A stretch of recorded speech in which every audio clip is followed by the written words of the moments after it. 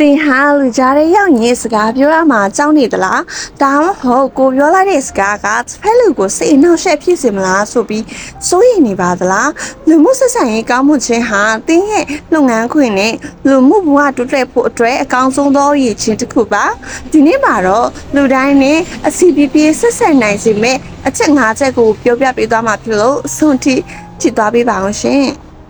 အချက်တနားထောင်သူကောင်းဖြစ်ပါစေပထမဆုံးအချက်ကတော့နားထောင်သူကောင်းဖို့ပဲဖြစ်ပါတယ်လူအများစုဟာကိုပြောချင်တာကိုပဲအားတန်ကြပြီးတစ်ဖက်လူပြောတာကိုတေချာနားမထောင်တတ်ကြပါဘူးတစ်ဖက်လူစကားပြောနေချင်မှာဖုန်းသုံးနေတာမျိုးမဟုတ်ပဲသူပြောတာကိုစိတ်ဝင်စားနဲ့ဂရုတစိုက်နားထောင်ပေးတာဟာသူ့ကိုတင်ကဘလောက်လေးထားရဲဆိုတာကိုပြသရရောက်ပါတယ်အချက်နဲ့အပြုံးနဲ့နှုတ်ဆက်ပါဒုတိယအချက်ကတော့အပြုံးပါအပြုံးဟာငွေမကုန်ပဲတန်ဖိုးရှိဆုံးလက်ဆောင်တစ်ခုပါမျက်နှာတီတီကြီးနဲ့စကားပြောတာထက်နှွေးထွေးတဲ့အပြုံးတစ်ခုနဲ့စတင်နှုတ်ဆက်တာဟာတစ်ဖက်လူရဲ့စိတ်ထဲမှာတိတ်ကိုရင်းနှီးဖို့ရဒုတိယအဖြစ်ချက်ချင်းတတ်မှတ်သွားစေပါလိမ့်မယ်အချက်3တစ်ဖက်လူရဲ့နာမည်ကိုမှတ်မိပါစေတတိယအချက်ကနာမည်ကိုခေါ်ပြီးပြောပါ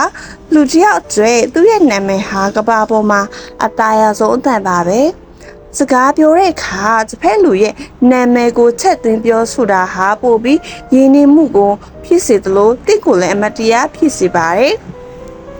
အချက်၄ဝေဖန်တာတဲ့အတိအမှတ်ပြုပါစတုဒ္ဓအချက်ကအတိအမှတ်ပြုချီကျူးပေးပါလူရန်ဟာကိုယ့်ရဲ့လှုပ်ဆောင်ချက်ကိုအတိအမှတ်ပြုခံချင်ကြပါတယ်အမားကိုပဲထောက်ပြဝေဖန်နေတာတဲ့သူတို့ရဲ့ကောင်းကွက်လေးတွေကိုရှာပြီးရိုးရိုးသားသားချီကျူးပေးကြည့်ပါ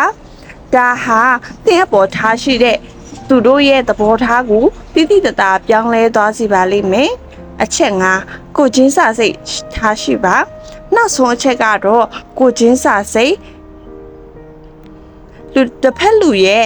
နေရာကနေဝင်ခံစားကြည့်ပေးပါသူဘာကြောင့်ဒီလိုပြောရတာလဲသူဘာကြောင့်ဒီလိုဖြစ်နေတာလဲဆိုတာကိုနားလည်ပေးဖို့ကြိုးစားပါကိုချင်းစာစိတ်ရှိသူဟာဘယ်နေရာရောက်လူချစ်လူခင်ပေါ်များတတ်ပါတယ်အခုပြောသားတဲ့အချက်တွေကိုဒီနေ့ကစပြီးလက်တွေ့အသုံးချကြည့်မယ်ဆိုလို့ရှိရင်သင်ရဲ့လူမှုဆက်ဆံရေးဟာအရင်ကချက်အများကြီးပိုကောင်းလာမှသိချပါတယ်ဒီဗီဒီယိုလေးကသင်အတွက်အကျိုးရှိမယ်ဆိုလို့ရှိရင် like နဲ့ share လေးလုပ်ပေးသွားပါဦးနောက်ထပ်လည်းအခုလိုဖူတူတက်ရမယ့်ဗီဒီယိုတွေကိုတင်ဆက်ပေးသွားမှာဖြစ်လို့ channel ကို subscribe လုပ်ထားဖို့မမေ့ပါနဲ့ဦးနော်အားလုံးကိုကျေးဇူးတင်ပါတယ်ရှင်